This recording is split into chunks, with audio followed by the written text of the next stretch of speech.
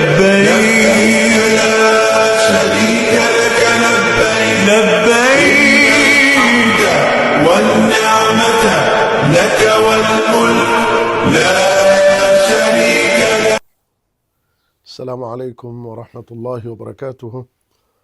الحمد لله حمدا والشكر له شكرا والصلاة والسلام على من طاب في الناس ذكرا سيدنا محمد وعلى آله وصحابته وكل من يتلو لله ذكرا. أما بعد، مستمعي الكرام wasikilizaji watukufu mnaotusikiliza,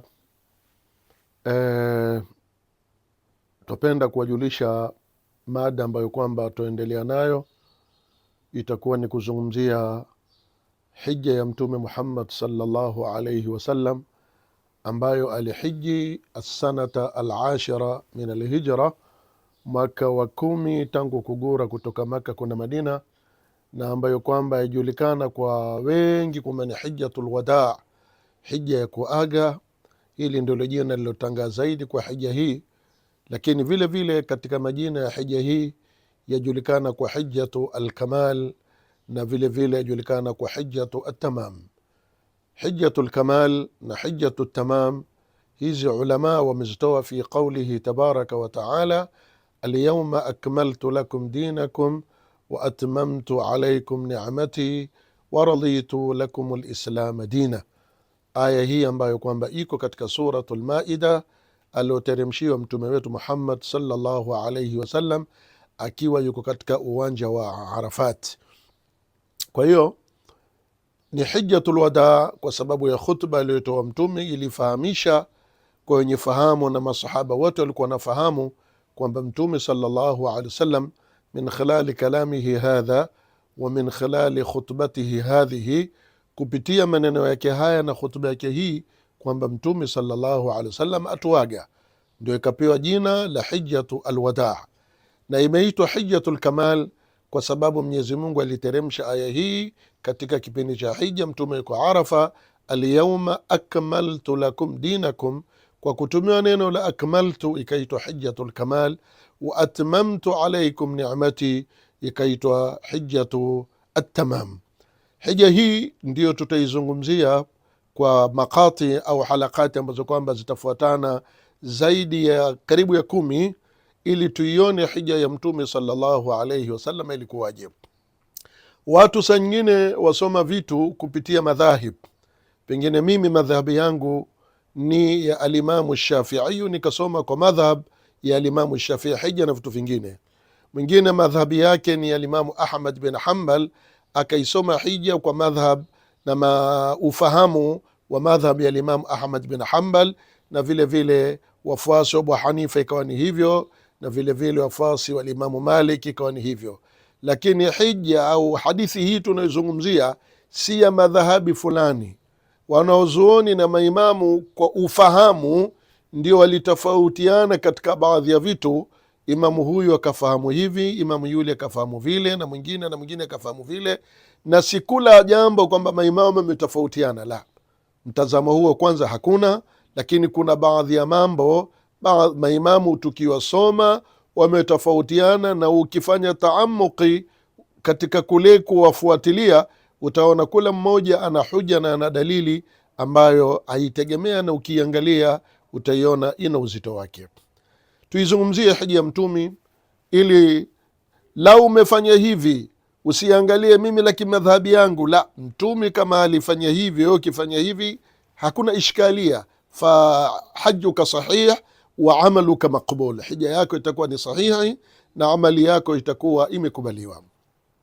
Tuiangalie kwa haraka haraka hadithi ya Sayyiduna Jabir ibn Abdullah al-Ansari, na nikisema kwa haraka haraka maana lau tutaka kuchambua kula jumla kula hali aliyoitaja, hili halitaki dakika 10 wala masaa 10 wala siku 10, pengine nataka iddata ashhur katika ufafanuzi na katika uchambuzi na katika maelezo.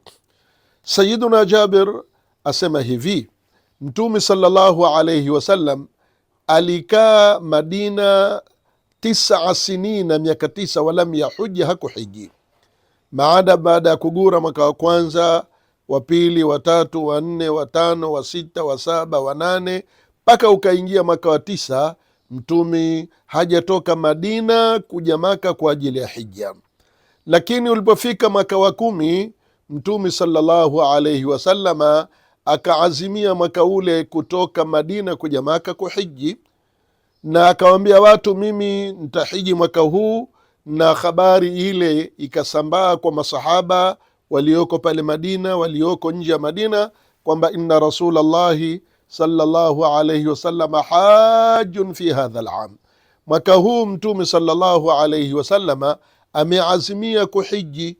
Basi walioko Madina wakawa na azma kufuatana na mtumi, na walioko nje ya Madina fi nawahi almadina wakaja khalqun kathir, kama hadithi ya sana Jabir ilivyoashiria, wakaja watu wengi ndani ya Madina ili watoke Madina kuja Maka na mtume sallallahu alaihi wasallam kutekeleza ibada hii ya hija.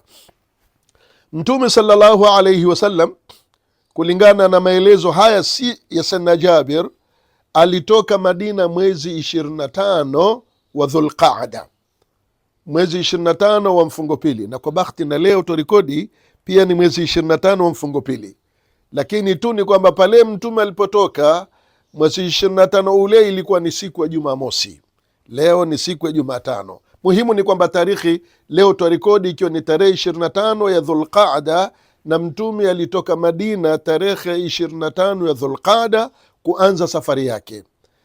Tuelewe kwamba tarehe 25 ya Dhulqaada wakati ule wa mtume ilikuwa ni siku ya Jumamosi. Ijumaa yake ilikuwa ni tarehe 24 ya Dhulqaada. Mtume sallallahu alaihi wasallam alisali juma Madina ikiwa ni tarehe 24 ya Dhulqaada, na akawafahamisha watu, masahaba mengi yaliofungamana na hija, na masahaba nao wakamuuliza mambo mengi yaliofungamana na hija. Hii ilikuwa ni mwezi 24 wa Dhulqaada, kabla ya mtume sallallahu alaihi wasallam kutoka Madina kuanza safari ya kuja kuhiji.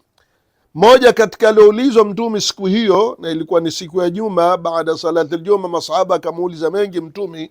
Walimwambia, ya Rasulallahi, madha yalbasu lmuhrimu min athiyab, mwenye kuhirimia huvaa nguo gani?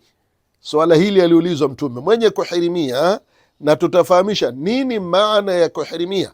Kama twafahamu, kuzidi ufahamu si ubaya, kama hatufahamu basi tutafahamu.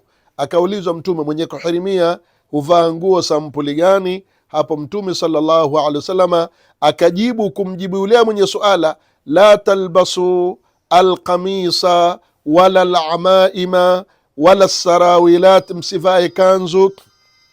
Mtume sallallahu alaihi wasallam aulizwa mwenye kuhirimia huvaa nini, hakusema huvaa kitu kadhaa, akasema msivae kanzu. Maana mwenye kuhirimia hafai kuvaa kanzu, hafai kuvaa kilemba. Kama mimi mnavyoniona vyote msaini nimevivaa, nimevaa kanzu, nimevaa kilemba, nimevaa na juba. Haya yote mwenye kuhirimia mtume alitaja yale asiyovaa. Aulizwa avae nini, akaona ataja ambazo kwamba hafai kuvaa. Maana ukiambiwa usivae hiki na hiki na hiki, maana vilobakia ndo waweza kuvaa. Hapo mtume akajibu swala hili, la talbasu alqamisa, msivaeni kanzu, wala alamaima, msivaeni zilemba, wala sarawilat, wala msivae suruali, wala albaranisa, wala msivae baranis. Baranis ni sampuli ya kofia kama zile kanzu za Kimoroko, ile kofia ambayo kwamba imeshikana na ile nguo yenyewe, kisha saa nyingine mtu uvuta, ile ndio burnus, jamii yake ni baranis. Wala alkhifafa, wala msivae khofu. Kwa hiyo mtume sallallahu alaihi wasallam akaonyesha vitu ambavyo kwamba mwenye kuhirimia hafai kuvivaa, maana kuna vazi maalum wal ihram. Kwa hiyo safari yetu hii itaendelea, tutakuwa na dakika 10 katika kula kipindi na kula halaka. Inshallah tuwe pamoja katika safari, na Mwenyezi Mungu atujalie min alladhina yastami'una alqawla fayattabi'una ahsanahu, wallahu yaqulu alhaqa wa huwa yahdi as-sabila. Wassalamu alaykum wa rahmatullahi wa barakatuh.